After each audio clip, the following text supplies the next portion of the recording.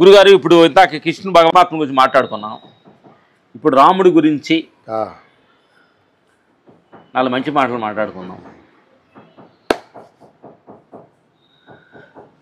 రాముడు పరిపాలన ఒక రాజా, ఒక రాజు, మరి రాజేగా ఆయన కింగ్, రాజు మంచివాడు అవడం దేవుడు అయిండు. It's good behaviour. అంటే ఈ మంచి బిహేవియర్ ఉంది ఫస్ట్ నుంచి. ఎలా వచ్చింది ఆ మంచి బిహేవియర్? రాముడి గురించి నన్ను క్వశ్చన్ వేశారు. నేను బాల్యం అని చెప్తా. రాముడు చైల్డ్ ఏజ్ లో 13 బిలో 12 ఏజ్ లో ఆయనకు వైరాగ్యం వచ్చింది. వైరాగ్యం వచ్చి ఆయన అన్నం తినకుండా కొంచెం అప్పుడప్పుడు తినేది, కొంచెం ఏదో కొంచెం డిప్రెషన్ లోకి వెళ్ళాడు. డిప్రెషన్ లోకి వెళ్తే తండ్రి దశరథుడు ఏంటి డిప్రెషన్ లోకి పలకటర్లేదు, తండ్రికి ఆన్సర్ ఇవ్వట్లే ఆయన. అప్పుడు గురువుని పిలిచాడు. ఆయన వాళ్ళ కుల గురువు ఎవరు? వశిష్ఠుడు. వశిష్ఠుడు వాళ్ళని పిలిచి, ఏంది అబ్బాయి కొంచెం ఏదో కొంచెం ముభావంగా ఉన్నాడు, మూడీగా ఉన్నాడు, కొంచెం అతన్ని ఏంటి ఏంటి ఏం ప్రపంచం ఏం పెద్ద సారాంశం ఏం కనపడలేదు, తిరిగి వచ్చాను, అంత రసవత్తరం అనిపించలేదు, నాకేం లేదు అంటే. మరి కిక్ ఎక్కడ ఉందని? ఏం కిక్ ఉంది? డెత్ ఉంది, బర్త్ ఉంది, మరి డెత్ వస్తుంది, మరి ఎంత అట్లే కనిపించింది. లైఫ్ అండ్ డెత్ తప్ప ఏ మధ్యలో కనిపించలేదు అన్నాడు. ఇంత చిన్న వయసు గురువుని అడిగాడు. గురువు అపర మేధావి కదా ఆయన. వశిష్ఠుడు చాలా గొప్ప జ్ఞాని, స్పిరిచువల్ మాస్టర్. ఆయన చాలా గొప్ప మనసును సాధించాడు, యోగి. అప్పుడు చెప్పాడు యోగ వాసిష్టాన్ని చెప్పాడు. అప్పుడు యోగం అప్పుడు మొదలైంది. ఆయన చెప్పాడు యోగ వాసిష్టాన్ని మొదలుపెట్టి 32,000 శ్లోకాలు శ్రీరామచంద్రుడికి దారబోసాడు ఆత్మజ్ఞానాన్ని. ఎంత ఏజీలో? 10, 12, 13 ఆ ఏజీ. ఆ జ్ఞానంతో అతను రాజ్యాన్ని, మనిషి అని జన్మించిన తర్వాత నీలాగా డీలా పడకూడదు ఆయన, వచ్చిన జన్మను సద్వినియోగం చేయాలా. ఓహో, ఇది పుట్టుకో మరణం అనేది అయిపోయింది. డెత్ గురించి ఒక్కసారి పోయి డీలా పడిపోవద్దు. మధ్యలో మిడిల్ లో నీకు ఒక జీవితం అంటూ ఉంది. జీవితం అంటే లాట్ ఆఫ్ సవాల్స్ ఉంటాయి. ఈ అన్నిటిని జయించుకుంటూ నేను నీకు నేర్పే యోగ విద్యను ఉపయోగించుకొని ఆనందంగా ఉంటూ ఇవన్నీ సవాళ్ళన్నీ స్వీకరించమని చెప్పాడు. అప్పుడు ఆయన గురువును చెప్పిన మాటలు విని, ఆ తర్వాత మళ్ళీ వశిష్ఠుడు చెప్పిన తర్వాత విశ్వామిత్రుడు వచ్చాడు. అక్కడేదో రాక్షసులు ఉన్నారు, నేను యాగం చేయాలి అని తీసుకెళ్ళి అడవికి తీసుకెళ్ళిపోయినాడు. ఎవరు? రాముడిని తీసుకెళ్ళిన తర్వాత ఒకే రోజు అన్ని చెప్పేశాడు. ఒక్క రోజులో అన్ని మంత్రాలన్నీ చెప్పి మొత్తం వాటి అర్థాలు వివరించేసి ఒక రోజులో కంప్లీట్ చేసి, నాకు వచ్చిన విద్య ఇంతే, నా జీవితాంతం నేను నేర్చుకున్న విద్య ఇదే, మీకు మొత్తం చెప్పేసినాను అన్నాడు. లక్ష్మణుడికి డౌట్ వచ్చింది. డౌట్ వచ్చి, గురువు గారు మీరు అంత నేర్చుకున్నంత ఒకే రోజులో ఎలా చెప్పారు? ఏ స్వార్థం లేకుండా, మేమేం మీకేం సేవలే చేయలేదు. అప్పుడు చెప్పాడు విశ్వామిత్రుడు. ఫస్ట్ గురువు వశిష్ఠుడు, రెండో గురువు విశ్వామిత్రుడు. అప్పుడు చెప్పాడు, నేను అహంకారిని, నేను అట్లా తెలుసుకోకనే ఇట్ అయిపోయినా ఇది అని ఆయన చరిత్ర చెప్పుకుంటూ వస్తాడు. ఆయనకు వశిష్ఠుల వారికైన గొడవలు, తర్వాత ఆయన రాజ్యం వెళ్ళిపోయి అడవిలోకి వెళ్ళి కామధేనువు కావాలన్నాడు. ఇవన్నీ జరిగిన తర్వాత అదంతా విన్నాడు రాముడు. వినత ఇంకా ఇన్స్పైర్ అయిపోయాడు. ఓహో, అహంకారం చేత మనిషి ఇలా పతనం అవుతాడు, జ్ఞానం చేత ఇలా పైకి వస్తాడు. గురువు జ్ఞానం చెప్పిండు, ఒక గురువు పూర్తి అహంకారం చెప్పాడు. ఏ విధంగా నాశనం అయిపోయింది చెప్పాడు విశ్వామిత్రుడు. ఇది చెప్పిండు. వశిష్ఠుడేమో అద్వైతం చెప్పిండు, విశ్వామిత్రుడేమో ద్వైతం చెప్పాడు. ఈ రెండు చెప్పేసి రెండు ఎక్కించుకున్నాడు, తలకెక్కించుకుని ఏది బెటర్ అని అద్వైతంలో వెళ్ళిపోయాడు. గొప్ప రాజుగా పరిపాలించి అప్పుడు రామరాజ్యం రామరాజ్యం అని అప్పటి నుంచి ఇప్పటిదాకా చెప్తానే ఉన్నాం మనం. అప్పుడు తెలుసుగాడు స్పిరిచువాలిటీ. ఇందులో ఏమొచ్చింది? స్పిరిచువాలిటీ చేత రాముడు దేవుడైంది. చాలా మంది రాజులు వచ్చిండ్రు అంతకుముందు, ప్రపంచంలో ఎంతో మంది రాజులు, రఘువంశం అని వాళ్ళు చాలా మంది ఉన్నారు. కానీ ఆ స్పిరిచువాలిటీని ఎక్కించుకున్నాడు. ఇప్పుడు మనం కూడా చాలా మంది ఉన్నాం, కానీ మనకి ఇప్పుడు వంశము మన పూర్వీకుల గురించి చెప్పరు. ఇక్కడ స్పిరిచువాలిటీ ఉంది కాబట్టి మనకు ఆ కొంచెం గుర్తింపు వచ్చింది. ఈ కొన్ని మాటలైనా సరే, ఈ కొన్ని మాటలైనా సంప్రదాయం. అది సింహం మీద ఏదో సింహాలు పట్టేది అంటాడు విద్యాప్రకాశం దగ్గర. కుక్కలు పట్టేవాడిని ఎవడు గౌరవించడు, సింహాలు పట్టేవాడిని అడవిలో పోయాడు పట్టకపోయినా కానీ గౌరవిస్తారు. ముందు సింహాన్ని పట్టాలి వెళ్తాడు కాబట్టి స్పిరిచువల్ వేను సింహాలు పట్టే దాంతో పోల్చాడు ఆయన. అందుకని స్పిరిచువల్ వే అన్నది చాలా గొప్పది. ఓ, అందుకే దీన్ని ఎందుకని ఈ రోజు రజనీకాంత్ గౌరవ మర్యాదలు ఉండటం కానీ, మనకు ఉండటం కానీ, ఈవెన్ మనకు ఈ కొద్ది గౌరవ మర్యాదలు సమాజంలో ఉన్నాయంటే కూడా ఆ స్పిరిచువాలిటీతోనే మనల్ని అందరి దగ్గర తీసి ప్రేమగా రండి మీకు ఈ పని ఉంది చెప్తారు. గుడ్. మరి ఇది మంచి చేత గురువు ఆయన దేవుడైంది. ఇది మంచిదని తెలుస్తుందిగా గురుగారు. ఎందుకు దీనిలోకి ఎక్కువ మంది రాలేకపోతున్నారు? కారణం ఏంటి? కర్మలు. పూర్వజన్మల్లో చేసుకున్న కర్మలు వాళ్ళ తప్పేం కాదు. కొత్త జన్మల్లో వాళ్ళు ఇప్పుడు ముసి చాలా మురికైంది. హైదరాబాద్ లో ఉన్నటువంటి డ్రైనేజ్ మొత్తం ముసి కనెక్టివిటీ ఉంది కదా. ఈ వర్షం పడ్డప్పుడు ఈ మురికి అంతా ముసి తప్పులేదు ఇందులో. ఈ అన్ని చిన్న చిన్న కాలువలు ముసిని బాగు చేయడానికి సముద్రం తప్ప వేరేది ఏం చేయలేదు. అందుకని పెద్ద మహానుభావులు బుద్ధుడు, జీసస్, తర్వాత ఇంకెవరెవరు సాయిబాబా ఇంత మంది వచ్చి చెప్తేనే అది అక్కడికక్కడికి అవుతుంది. కొంచెం ఫిల్టర్ అవుతుంది. ఫిల్టర్ అయ్యి ఆయన ఒకటి చెప్పాడు శ్రీకృష్ణ పరమాత్మ దీని గురించి. సముద్రం పక్కన పిల్లలు ఆడుకుంటూ ఉంటారు, మనమే ఆడుకుంటున్నాం. ఇల్లు కట్టాము ఇసుకతో, ఇంతది చేతులతో ఇసుక కట్టాము. మళ్ళీ అలా వచ్చినసరికి ఇసుక కరిగిపోయి మళ్ళీ ఇల్లు పోయింది, మళ్ళా కట్టాలా అన్నాడు. అట్లాగా ప్రపంచానికి ఎప్పటికప్పుడు ఎవరికి వాళ్ళు చెప్తూనే ఉంటేనే ప్రపంచంలో ధర్మము, నీతి, దయ, కరుణ నిలబడతాయి. ధర్మం నిలబడుద్ది. సముద్రం పక్కన ఉన్న ఇసుక తటం లాంటిది ధర్మం అన్నాడు. అది ఎవరికెవరు చెప్పకపోతే మళ్ళీ పడిపోద్ది. అది తరాలు చెబుతూ ఉండాలి, ఇప్పుడు చెప్తానే ఉండాలి. అది కంటిన్యూషన్ ఏదో గురువు వచ్చి చెప్తానే ఉంటాడు. చెప్తుంటే అక్కడికి నిలబడద్ది, లేకుంటే మనుషులు మృగాలు అవుతారు. డిసిప్లైన్ ఉండకుండా పోతారు. ఇప్పుడు డిసిప్లైన్ కోల్పోయింది సమాజం, కొంత కోల్పోయింది. ఇప్పుడు చాలా కోల్పోయింది. కొంత ఏం చాలా వరకు అసలు మానవత్వం అంటే ఏందో ఇప్పుడున్న జనరేషన్ చాలా తక్కువ. ఫీల్ అయ్యే వాళ్ళు లేరు, ఏడ్చే వాళ్ళు ఎవరు లేరు. ఏవో జరుగుతుంది, అది న్యాచురల్లే అంటారు. యాక్సిడెంట్ జరిగిన ఏం జరిగింది న్యాచురల్ అనేది ఎట్లా అవుతుంది? అది ఫీల్ కావద్దు, కొంచెం బాధపడద్దు. అదే మనం విలేజ్ లో మన ఊర్లో కానీ ఎవరికైనా ఏమైనా ఏడుస్తాం మనం. 3 రోజులు పడుతుంది ఆ ఏడుపు నుంచి బయటికి రావడం. ఫీల్ అవుతాం మనం, ఆ ఫీల్ పోతా ఉంది. ఫీల్ ఉండాలి మనుషులు. అంటే రియలిజం అనేది పోతుందంటే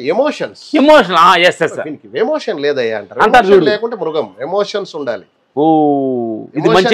ఈ టెక్నాలజీ వచ్చి ఎమోషన్ డామినేషన్ చేసిన. ఎమోషన్ లేకుండా ఎమోషన్ ఉండాలి, ఫీల్ అవ్వాలి. ఎదుటి వాళ్ళ ఆకలి గురించి, బాధల గురించి వాడిని తప్పు చేసినప్పుడు వాడు ఏ ఇబ్బంది పడినా, నన్ను తప్పు చేస్తే నేను ఎట్లా ఇబ్బంది పడతాను, అవతల వాడు అదే ఇబ్బంది పడతాడనే భావన మనసులో కలగాలి. ధర్మానికి అదే కదా డెఫినేషన్. ధర్మం అంటే ఏంటి? నీకు ఏదైతే చేస్తే నువ్వు బాధపడుతున్నావు అది ఇతరులకు చేయకుండా ఉంటమే ధర్మం. నేను ఏం చేస్తే నేను బాగుండాలనుకుంటున్నానో అదే ఇంకోటి చేయటం, అది ధర్మం. అది కథ.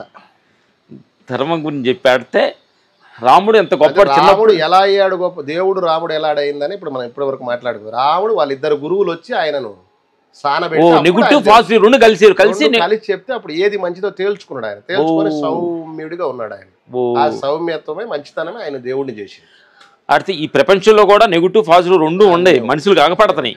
అంటే నెగిటివ్ వైపే ఎక్కువ మెజార్టీ వెళ్తుంది అంటారా? అంతే కదా మరి. ఇప్పుడు అదే కదా జరుగుతుంది. నెగిటివ్ అంటే చెప్పే వాళ్ళు తక్కువ అయినారు అంటున్నా, దాని వరకు వెళ్ళట్లేదు. మిక్స్ చేశారు. చెబుతున్నా కానీ ఇంటలేదు కొంతమంది. కాదు, అందరు వింటారు. ముసి ఎక్కువైంది. ముసి నది ప్రవాహము, దాని యొక్క స్మెల్ ఎక్కువ అయ్యేసరికి అదే నిజం అనుకుంటున్నారు. ముసి కాకుండా మంచి నదులు చాలా ఉన్నాయి, గంగా నది, గోదావరి, వాటి దగ్గర ఇంత మురికి ఉండదు. కొద్దిగా ఉంటది, ఉంటే 1% కూడా ఉండదు. ఇది ఊరికే కరెక్ట్ అనుకోని ఇదే నిజం అనుకోని వాళ్ళకి తెలియక మిక్స్ అయిపోయింది. వెస్ట్రన్ కల్చర్ వస్తుంది. ఇది నగరంలో నుంచి పారుతున్నట్టు, అదేమో ప్రకృతిలో నుంచి వస్తుంది. అది ప్రకృతిలో ఉన్న వాళ్ళు వింటారు. ఇప్పుడు కూడా దీంట్లో ఉన్నవారు పొల్యూట్ అయిన వాళ్ళంతా నగర పౌరులు పొల్యూట్ అయినారు.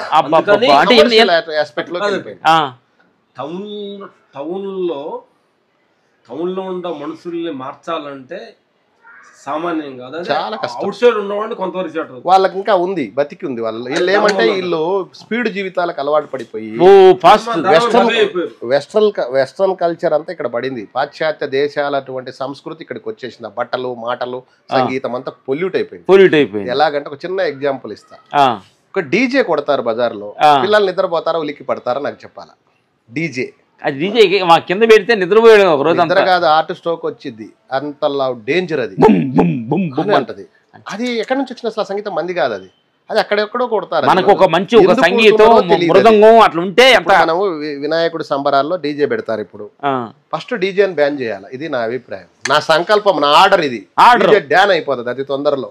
ఎవరిని అడగాల్సిన పని లేదు. నా సంకల్పం, విశ్వ సంకల్పం. ఎవరో ఒకరు ఏదో ఒకటి చేసి డీజే బ్యాన్ అయ్యి మంగళ వాయిద్యాలు ఉండాలి.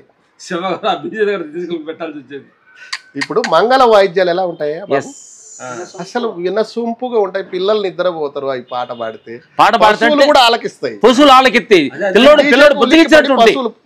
మన మీదకి వస్తాయి. చూడు కాంతారాలో క్లైమాక్స్ మ్యూజిక్ ఎంత ఇంపార్టెంట్ ఉంటది. దేవుడు నాకు చాలా ఆలోచనలు ఉన్నాయి, నేను దాన్ని మూవీలో చూపిస్తా. అలాగా మరి ఎన్నిటిని నేను సవరించాలి కదా, నేను సవరించడం కోసం ఇప్పుడు అంటే ఇప్పుడు మనం ఇది అనుకుంటారంటే ఈతు ఏమనుకుంటారు, ఈతు ఎంత ఎంజాయ్ చేస్తుంటే మీరు చూడలేక సహించలేకపోతున్నారు. వాళ్ళకి తెలియదు, వాళ్ళను సరైన దారిలో పెట్టాలి. వాళ్ళు సరిగ్గా లేరు. వాళ్ళంతా ఏమైందంటే పేరెంట్స్ విలువలు, కుటుంబ వ్యవస్థ అవన్నీ చాలా వరకు పోయినాయి. ఇప్పుడు వాటిని సరి చేయటం కోసమే నేను మళ్ళీ ఆ మూవీస్లోకి దిగి, ఎందుకు డబ్బు అంతా పాడు చేస్తారు స్వామి గారు అని నిన్ననే పూజ చేశాను. మీకు పెడతా వాట్సాప్. అలాగా విరాట్ నిన్ననే బ్యానర్ రిజిస్ట్రేషన్ చేసి అది టైటిల్ కూడా అది తీసేసుకున్నాం. నడుస్తుంది ప్రపంచానికి మన వంతుగా మనం ఏం చేస్తాం, ఏదో మనం చెప్పాల్సిన మంచి విషయాలు చెప్తాం, విన్న వాళ్ళు వింటారు. ఏ ఒక్కడు విన్నా వాళ్ళ ఆధ్యాత్మిక జీవితానికి కూడా ఒక రాముడు వస్తాడు మళ్ళీ. అట్లా ఇప్పుడు ఒక టైంలో బుద్ధుడు వచ్చారు, తర్వాత మనకి భారతదేశంలో తర్వాత వివేకానంద వచ్చారు, రామకృష్ణ పరమహంస గురువు వచ్చారు, ఇట్లా గొప్ప గొప్ప గురువులు వస్తారు. ఇప్పుడు ప్రజెంట్గా ఏ గురువు ఉన్నట్టు అనుకుంటున్నాను? ఇప్పుడు చాలా మంది గురువులు ఉన్నారు. ఇప్పుడు ఎవరికో ఆపాదించడానికి, నేను ఎవరినో ఆపాదించడానికి నాకు చూడలేదు. మనిషి అని చెప్పడానికి మనం చూడలేదు కాబట్టి. ఇంగ్లీష్ గురువు ఒక మాట అన్నాడు, నాకు తెలిసింది భారతదేశంలో ప్రతి వ్యక్తి ఒక గురువే. ప్రపంచంలో చాలా మంది గురువులు ఉన్నారు, నాట్ ఓన్లీ ఇండియా. లేకలేరు, ఈ రోజు కూడా ఉన్నారు, ప్రజెంట్ లో ఉన్నారు. కానీ అందరూ ఉంటేనే ఇప్పుడు ప్రపంచం ఇలా ఉంది, చాలా సుభిక్షంగా ఉంది ప్రపంచం. చిన్న చిన్న సమస్యలు ఉన్నాయి, అవి ఎప్పుడు ఉంటూనే ఉంటాయి. ఎప్పుడైనా ఆ కాలంలో కూడా ఉండే గొడవలు ఉండే, యుద్ధాలు ఉండే, ఎప్పుడు ఉంటాయి. మనుషుల మధ్యలో వైషమ్యాలు తాడుకు రెండు పురుల మాదిరిగా ఎప్పుడు ఉంటూనే ఉంటాయి అవి. కానీ సరి చేయటం అన్నది మన బాధ్యత. ఇప్పటికి మనం అని చెప్పుకోవచ్చు, మనం కదా బాధ్యతను తీసుకోవాల్సింది.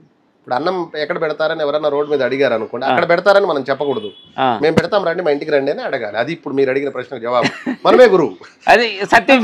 మరి సత్యాన్ని అన్వేషిస్తూ ఉన్న మనమే ఇప్పటికి గురువు, ఈ రోజుకి ఎప్పటికీ. అంతే కదా. ఇంకొకరు ఎవరో చెప్తారంటే వాళ్ళు ఒకరు చెప్పకపోవచ్చు, మనం ఎస్కేప్ అయిపోవటమే కదా. మనం ఎస్కేప్ అయ్యి ఆ బాధ్యత నాకు తెలియదు అనటమే కదా. నన్ను అడిగారు చాలా మంది, మీరు అట్లా అంటారు, మీకు అంత అనుభవం ఉందా, మీకు అంత ఆత్మసాక్షి అంటే ఏంటి అసలు, దానికి అనుభవం దేనికి అనుభవం, ప్రేమించడానికి అనుభవం ఏముంది అన్న. ఏమన్నా ఆత్మసాక్షాత్కారం అయిందా, నీకేమైనా మిరాకిల్స్ ఉన్నాయన్న? అన్ని ఉన్నాయి అన్న. ఏది ఒకటి చూపిమన్నాడు. నీకు ఆకలి అయితే అన్నం పెడతా, అదే మిరాకిల్ నా దగ్గర ఉండేది, నా మహిమ అదే. లేదు ఎవరికైనా సహాయమా నా దగ్గర ఉంటే నేను ఇస్తాను, ఇదే నా మహిమ.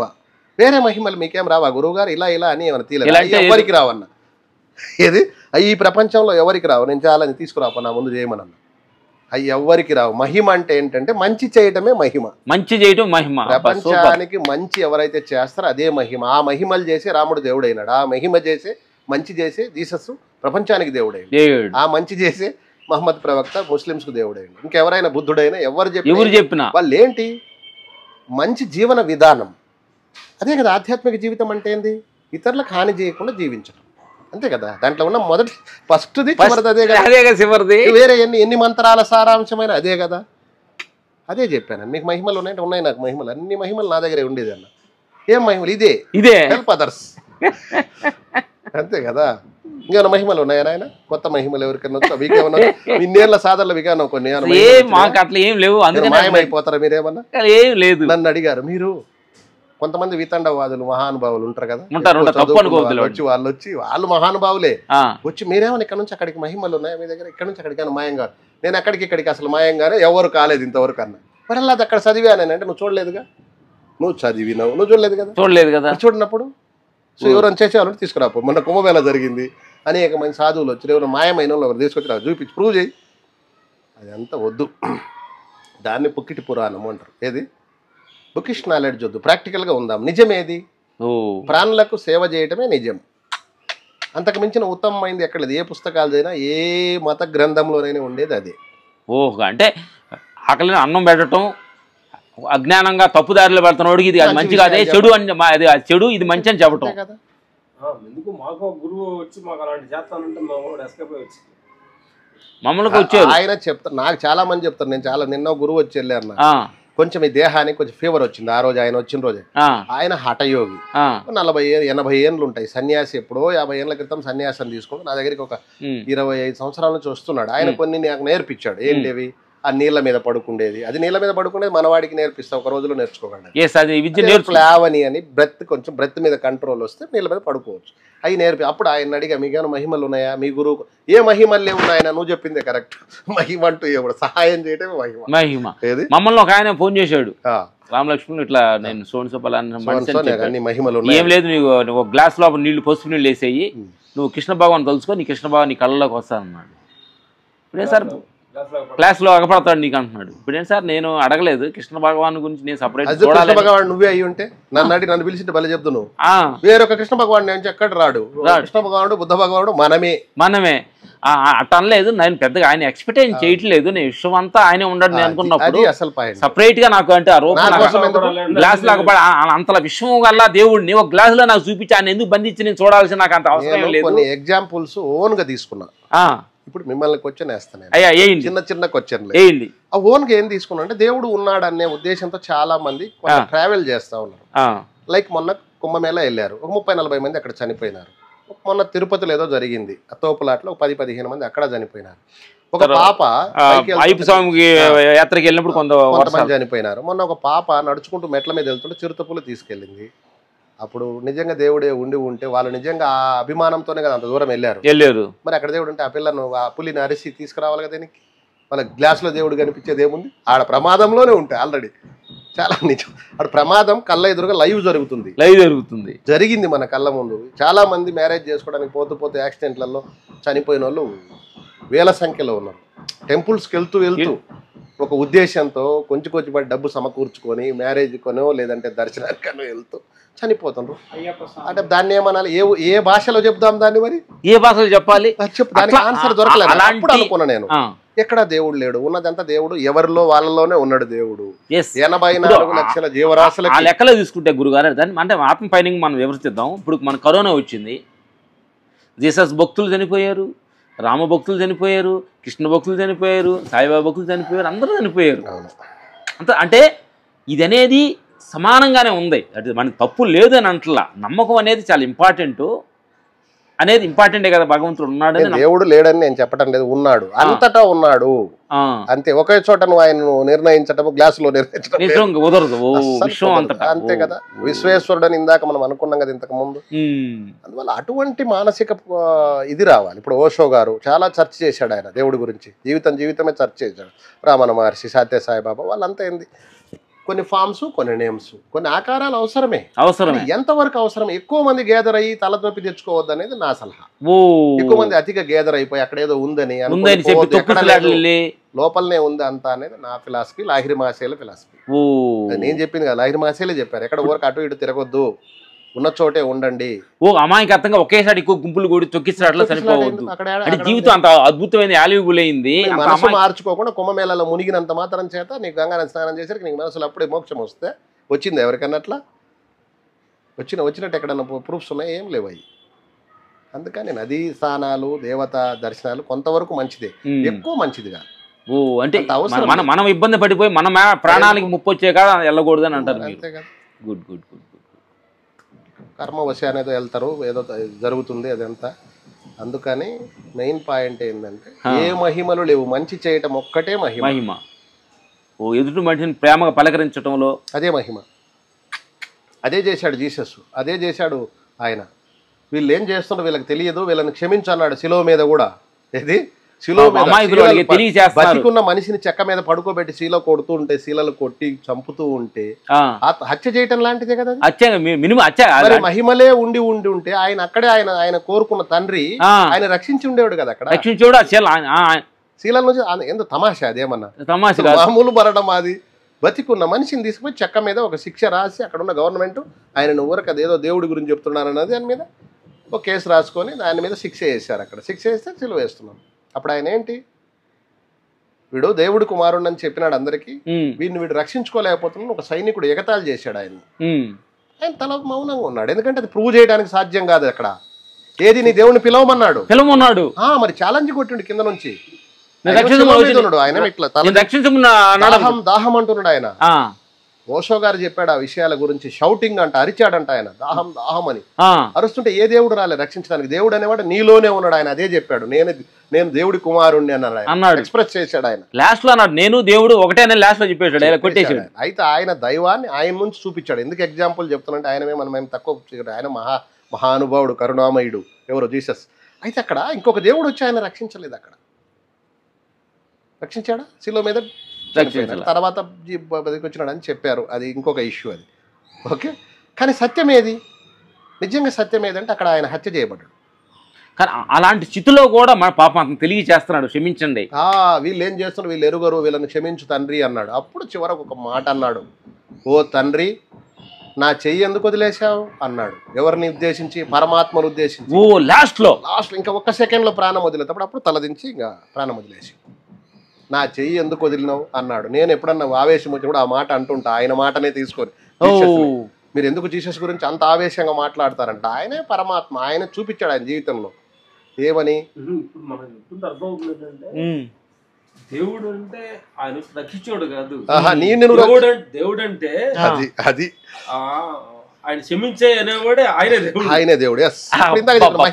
అంటే ఆ మాటే దేవుడు, మహిమ కాదు, అక్కడ మహిమ లేదు, ఇంకా మహిమ చెయ్యమన్నాడు దేవుడు. అది అక్కడ కూడా జరిగింది, నేను అబ్జర్వ్ చేసిన, అది ఒకటి అబ్జర్వ్ చేశాను. తర్వాత ఏంటి, జీసస్ను తీసుకొని వెళ్ళినప్పుడు జడ్జి గారి ముందు నిలబెట్టినప్పుడు ఆయన మౌనంగా ఉన్నాడు. వీళ్ళంతా ఏదో ఆరోపణలు పెట్టారు, ఎవరు అక్కడున్న వాళ్ళంతా, ఆ రాజులు, ఆడ ఉండే వాళ్ళంతా ఏం చేశారు, ఈయన దేవుడు అంటున్నాడు అంటే ఏం దేవుడు అంటే అదేం పెద్ద తప్ప ఆ దేవుడు అంటే ఏమైంది, మీకేమైంది దేవుడు అంటే అంటానికి లేదు, రాజే దేవుడు, మాకు రాజు దేవుడు, ఈయన కొత్త దేవుడు గురించి చెప్తున్నారు. ఆయన ఏం చెప్తున్నాడు, రాజు కాదు, రాజును మించి ఇంకొక శక్తి ఉంది అని ఆయన చెప్పాడు. పరమాత్మ గురించి ఆయన చెప్తున్నాడు, ఎవరో ఏదో పేరు నేను ఆయన చెప్తాడు, ఏదో అట్లా చెప్తున్నాడు. చెప్తే మీకేమొచ్చింది నష్టం అన్నాడు. లేదట చెప్పడానికి లేదు, మీరు కూడా రాజు కిందనే ఉన్నారని జడ్జిని వారు చేశారు, గొడవ. ఆయన దైవాన్ని గురించి చెప్పడం అనేది ఆయన చేసినటువంటి ఇది వాళ్ళు తీసుకుంది. అప్పుడు కూడా అన్నాడు, నువ్వు మాట్లాడితే నిన్ను విడిపించగలను అన్నాడు.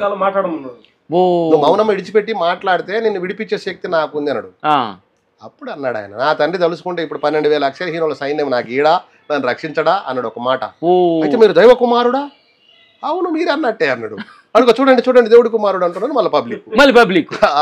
ఆయన అన్నాడు మీరు అన్నట్టే అన్నాడు, దైవ కుమారుడు గాను అంటే మీరు అన్నట్టే ఒక్కటే వాడు పలికాడు.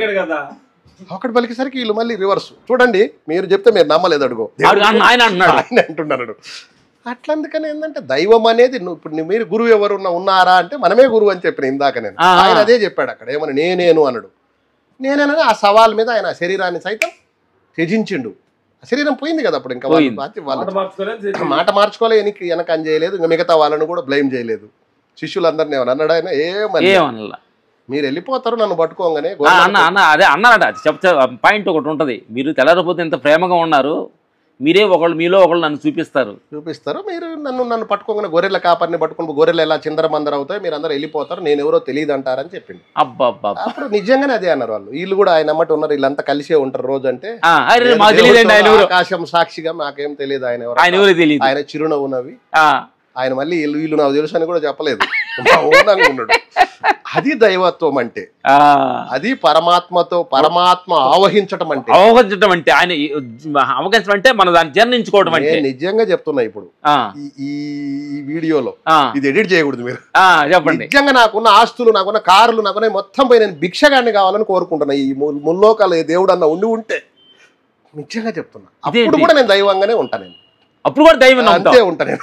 ఇది ఇప్పుడు ఉంటాం కాదు అసలు, అప్పుడు కూడా నేను ఇలాగే ఒక పాత గుడ్డ కట్టుకొని, పళ్ళెం తీసుకొని, ప్లేట్ తీసుకొని భిక్షాటన చేసుకోవాలని నేను నిత్యం కోరుకుంటాను. నిజంగా చెప్తున్నా, ఆయన ఆ నమ్మకం, నా నమ్మకం అది, నాకు పూర్వజన్మ అట్లా ప్రేరేపిస్తుంది నా మనసు.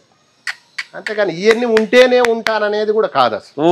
ఏదో నీకేమై కార్లు ఉన్నాయి అన్ని అందరు అంటుంటారు కానీ అంటారు కదా సహజంగా, మమ్మల్ని కూడా అంటుంటారు. మరి మీరు ఈ సవాల్ను స్వీకరిస్తే రేపు మనం భిక్షాటనకు పోదాం ముగ్గురం, టవల్ కట్టుకొని, నడుముకు మాత్రమే లోకానికి, మరి అసలు నడుముకు మాత్రమే టవల్ కట్టుకొని చొక్కా ఇడిచేసి పోయి భిక్షం ఎత్తుకుందాం ఏదైనా ఊరు తెలియని ఊర్లో, ఊరికట మూతి గుడ్డ కట్టుకొని, మనం ఎవరో గుర్తించకుండా. మీరు అందులో సభా సభికులు కదా, అందరికి తెలుసు. అప్పుడు మనలో ఉన్న అహంకారం ఏమైతుంది, నిర్మూలం అవుతుంది. అది నిజమైనటువంటి ఆధ్యాత్మికత అంటే. అంతే కదా, మాతా అన్నపూర్ణేశ్వరి జ్ఞాన వైరాగ్య ప్రాప్తి రస్తని దీవిస్తారు కదా గురువులు. అట్లా మాతా అన్నపూర్ణేశ్వరిని ఇంట్లో ముందుకు పోయి అడుక్కున్నాం. మీరేమైనా వస్తారేమో చూడండి మరి నాతో పాటు. కారు ఊరి బయట పెట్టేసి మళ్ళీ కారు దగ్గరకు వచ్చి మళ్ళీ పోదాం, మళ్ళీ వచ్చేద్దాం చొక్కా వేసుకొని. ఒక ఊర్లో అడుక్కుందాం, ఒక రోజంతా అక్కడ గడుపుదాం, గుడి దగ్గర పడుకుని నిద్రపోదాం. అంతకన్నా ఏముంటది? ఇంకా ఒక రోజు గురుగారు మా కోరిక చాలా, ఇదే నా కోరిక, మా కోరిక చాలా వస్తారేమో చూడండి. మాకు ఏమనుకున్నా అంటే మన ఆంధ్రప్రదేశ్ ఈ ఏరియా వద్దు, మమ్మల్ని గుర్తుపడతారు. కర్ణాటక పోదాం, కర్ణాటక ఇది ఛత్తీస్గఢ్ దూరం వద్దులే స్వామి, ఇక్కడికి పోదాంలే. మూతికి గుడ్డ పట్టుకుంటే తలకు గుడ్డ కట్టుకుంటే మనం ఎవరు కనిపించలేదు. ఆయన ఒక పక్కకు మనం ఒక పక్కకు పోదాం, బజార్లకు పోయి మళ్ళీ కలిసి ఉంటే ఆ పని చేద్దాం. మరి ఆ టెస్ట్ కోరిక ఉంది. ఎట్లా ఎన్ని రోజులు ఇద్దాం? ఎప్పటికప్పుడే ఒక రోజు ప్రతి పౌర్ణానికి పోయి భిక్షాటన చేయాలి. అప్పుడే కదా నిజమైన సన్యాసం అంటే ఏందో తెలిసేది. బుద్ధ భగవానుడు ఏం చేశాడు? బుద్ధ భగవానుడు ఆయన ఏంటి గత జన్మలో, మనం ఇప్పుడు ఏదో ఒకటి ఉంటేనే కదా ఇలా మాట్లాడుతున్నాం. ఇవన్నీ ఎందుకు వస్తున్నాయి మనకు? నేను అయితే రాజును లేకుంటే సన్యాసిని అన్న. నేనన్నా అంటే ఎలా సన్యాసి మీరు అన్నారు? నేను చెట్టు కింద కూడా రాజునే, నా మనసుకు నేను అన్నా. నేను రాజు, ఇప్పుడు నా కంపెనీ ఉంది కాబట్టి నేను ఇక్కడ రాజునే. అప్పుడు కూడా రాజునే ఆధ్యాత్మికంగా అన్నా. నా జ్ఞానాన్ని నా నుంచి ఎవరు విడదీయలేరు. నేను సాధించుకున్నటువంటిది ఏదైతే తీయలేరు. నేను చెట్టు కింద ఉన్నా కూడా నేను అలెగ్జాండర్ గురువు మాదిరి, కళ్యాణ్ స్వామి మాదిరిగా ఉంటాను నేను. అంటే జ్ఞానం ఇప్పుడు ఆస్తు పాస్తులు కీరేటి పదవుల లాంటిది కాదు జ్ఞానం అంటే. అసలు అవి లేకపోతే ఏడుస్తారు, తెగించిపోవాలి. ఉండంగానే అవి అన్ని ఉండగానే మనం భిక్షాటన చేయాలని. ఎప్పుడు పెట్టుకుందాం? ఓకే, పెట్టుకుందాం. ఎప్పుడు పెట్టి దూరం పోయే పని లేదు. ఇప్పుడు మనల్ని ఎవరు గుర్తుపట్టలే. మనం నెత్తి గుడ్డ కట్టుకున్నాక ఎవరు గుర్తుపట్టుకుంటే గుర్తు పట్టకపోతేంది వాళ్ళ అభిప్రాయం. చీకటి పడేటప్పుడు లైటింగ్ ఫెయిల్ అయినాక పోయేది అడుక్కుండేది. అమ్మా అన్నపూర్ణేశ్వరి మాత అంటే వాళ్ళే పెడతారు. తిని గుడి దగ్గర పడుకుంటే ఆ రోజుకు మనకు ఎక్కడ ఇంకా మూలాలు ఏమన్నా గత జన్మలో కారం ఎక్కడ లేచ మాత్రం ఇదేంటిమో అది కూడా పోతుంది. భిక్ష పాత్ర వేసుకుంటారనేది మొత్తం ప్రజలకు తెలిసిపోద్ది కొన్నాళ్ళకు. ఏంది వీళ్ళు భిక్షగాలే తప్ప వీళ్ళు రాజులు కాదు అని మనం చేసుకోవాలి. ఏంది మాకు రాజ్యాలు వద్దు నాయన, మేము ఊరికి నామమాత్రంగా వారి బిడ్డల కోసం ఈ నటన చేస్తున్నాం తప్ప మేము నిజంగా భిక్షగాళ్ళమే. మేము కరోనాలో మేము చీరాల్లో ఉండి బీచ్లోకి వెళ్తూ భగవాన్ లాగానే గోసి పెట్టుకుని బీచ్కి వెళ్తున్నా. పిచ్చోడే రాళ్ళు తీసిరేసారు. అయితే ఇంత తప్పేముంది? ఇప్పుడు మనమంతా రజనీకాంత్, మనమంతా ఈ కొంచెం పవర్స్ ఈ బట్టలు లేకపోతే పిచ్చోళ్ళమే ఏముంది మనం అదే కదా. సరే మనం ప్రయత్నిద్దాం. సడితే ప్రయత్నం కాదు అది, అదే చేయాల్సిన మొదట పని. మంచి పని అంటే అన్నారు కరెక్ట్. మన ఈగోలు ఎవరు ఎక్కడెక్కడ ఉండే ఈగోలు అన్ని దించేయాలి. ఇంకేముంది? కట్టే ఒకటి చేతిలో ఉంటే చాలు ముగ్గురికి, కుక్క రాకుండా. కుక్కలు కట్టే ఒకటి చేతిలో ఉంటే అవధూత అయిపోతాం. అప్పటికి ఆనాటికి అవధూతే. మీకెందుకు అన్ని పేర్లు అన్ని బిరుదులు అన్నారు అందరూ, నాకే ఉండాల్సింది ఏందని పెట్టుకునిలే నేను. అవతార్ అవధూత భగవాన్ స్వామి శ్రీ విశ్వప్రేమానంద గిరి మహారాజ్ అని పెట్టి పేరు. మరి అటు పెట్టుకున్నా నేను. నా ఇష్టం, ఏం పెట్టుకోకూడదా? ఈ డాక్టర్లు అన్ని చదివి వాళ్ళు పెట్టుకోగలేదు. నేను స్పిరిచువాలిటీలు ఎందుకు పెట్టుకుని అన్ని నాకే, అన్ని నేనే అన్నా. అప్పుడు ఈ భిక్షం ఎత్తిన రోజు నేను అవధూత అవుతా. అప్పుడు మరి అవధూత ఏముంటది? దత్తాత్రేయ స్వామిలో కుక్కలు ఉంటాయి, ఏమంటే కర్ర ఉంటుంది, చేతులు పోతుంటాం పడి. బాబా గారు అదే కదా చేసిన సాయిబాబా. షిరిడి సాయిబాబా ఏంది భిక్షమే కదా ఆయన చేసి. అందరి పాపాన్ని ఆయన తీసుకొని వాళ్ళని పుణ్యాత్మలను చేసి మనం అందరిని మారుద్దాం అనుకున్నాం కదా. ఇప్పుడు మనం భిక్షం ఎత్తుకొని రాజ్యం మీద పోదాం. ఇక ఒకవేళ రావాలనిపిస్తే మళ్ళీ వద్దాం, లేకపోతే కార్లు ఎన్నికి వెళ్ళిపోండి ఇంటికి. మేము దేశం ఓం నమ శివాయ అంతే. బుద్ధుడు వెళ్ళిపోయింది. బుద్ధుడు ఎందుకు ఏమన్నాడు? బుద్ధుడు అది అంతా చూశాడు, బయటికి వెళ్ళి తీసుకుపోయి మంత్రి చూపించాడు అన్ని. వాళ్ళ నాన్న లేనప్పుడు బయట రాజ్యంలోకి తీసుకుపోయాడు. అంతకుముందు ఆయన ఏం చేశాడు? చిన్నప్పటి నుంచి అయితే వీడు రాజు అవుతాడు, లేదంటే సన్యాసి అయిపోతాడని చెప్పాడు గులగు వాళ్ళ గురువు. ఇదేదో పెద్ద కథ అయ్యేటప్పుడు నేను ఏం తెలియకుండా పెంచాలని మంచిగా ఉన్న చోట పెంచితే ఒక రోజు బయట తీసుకెళ్ళండి మంత్రి. అన్ని చూశాడు, శవం చూసిండు, ఏంది అన్నాడు, ముసలితనము, ఇవన్నీ గొడవలు ఇవన్నీ చూసిండు. ఇవన్నీ ఏంటంటే ఇవన్నీ మనకు వచ్చాయి అన్నాడు ఆ మంత్రి. నాకు కూడా వస్తాయి అన్నాడు. నీకు వస్తాయి, నాకు వస్తాయి, ఎవరికి తప్పదు. నైటు పడుకున్నాడు, నిద్ర రాలేదు. ఆయన గత జన్మలో ఆయన ప్రేరేపిస్తున్నాయి. ఇప్పుడు మనం మాట్లాడుకున్నట్టు వెళ్ళిపోవాలనుకున్నాడు, ఇల్లు వదిలిపెట్టి. ఎందుకు వెళ్ళిపోవాలని ఆయనకే తెలియదు. ఎందుకు వదిలిపెట్టాలనుకోడు. వెళ్ళిపోయినా అర్ధరాత్రి లేచి చెన్నుని గన్మెన్ను లేపాడు. అప్పుడు ఉంటారు కదా, చెన్నుని లేపాడు. చెన్నుని పిలిచిండు, కిందకి వెళ్ళి పిలిస్తే కింద పడుకోను. ఆయన పైన డాబాలో పైన ఉంటాడు కదా, పై ఫ్లోర్ లో. పిలిస్తే ఏం స్వామి ఈ టైంలో లేపాడు? పద గుర్రాన్ని తీసుకురాపన్నాడు. గుర్రాన్ని తీసుకురా అన్నాడు. గుర్రాన్ని ఇప్పుడు ఎందుకు ఎక్కడికి పోదు? ఎందుకు గుర్రాన్ని తీసుకురా ఫస్ట్ అన్నాడు. అదే గుర్రాన్ని తీసుకొచ్చి 2 గుర్రాలు తీసుకొచ్చి ఆడ పెట్టిండు. ఎక్కిండు, గుర్రం ఎక్కిండు. గుర్రం ఎక్కిన తర్వాత ఊరి బయటికి వెళ్ళిన తర్వాత ఏం చేశాడో తెలుసా? జుట్టు ఫస్ట్ ఇంత పొడుగు జుట్టు ఉంటుంది అప్పుడు రాజులకి పూర్వం. జుట్టు కట్ చేసి ఇసిరు నూకాడు. ఇదేంటి చెనుడు ఏడుస్తున్నాడు, ఏం చేస్తున్నావు స్వామి, నువ్వు ఏంది ఏదో అఘాయిత్యం చేస్తున్నాడు, రాజుగారికి ఏం సమాధానం చెప్పాలి నేను అంటున్నా. సెక్యూరిటీ కాబట్టి వెళ్ళిపోతున్నాను నేను అన్నాడు. వెళ్ళిపోతున్న రాజ్యం వదిలిపెట్టి అన్నాడు. ఈ ఆభరణాలు, ఈ మంచి మంచి బట్టలు తీసి ఆడికి ఇచ్చినాడు. ఆ గోనె ఒకటి పాత గోనె తెచ్చుకుని ఆ గోనె కట్టుకున్నాడు. ఇంకెళ్ళిపోతున్నాను. వెనక్కి తిరిగి ఉమ్మేశాడు రాజ్యం మీద. ఏమని, ఈ రాజ్యము ఈ సంపదలు ఇవన్నీ నాకు మలమూత్రాదులతో సమానమవుగాక. ఎవరన్నా మలమూత్రాదులు అయినాక మళ్ళీ పోయి చూసేస్తారు వెనక్కి పోయి అని వెళ్ళిపోయిండు ఆయన. అట్లా మనం ఒకవేళ వస్తేనే మళ్ళీ వద్దాము. కొద్దిగా కోరిక ఉంటే, నా భార్య పిల్లలు ఎక్కడ ఉన్నారో, నా ఇల్లు వస్తువులు ఎక్కడ ఉన్నాయి అనుకుంటే వద్దాము. వద్దనిపించింది అనుకో, ఓం నమశివాయ వెళ్ళిపోతాం. వెళ్ళిపోతామో ఎవరికి తెలుసు. ఎందుకు కాదు ఆయన తలుచుకుంటే ఏమేమి చేస్తాడు చూద్దాం. Thank you good.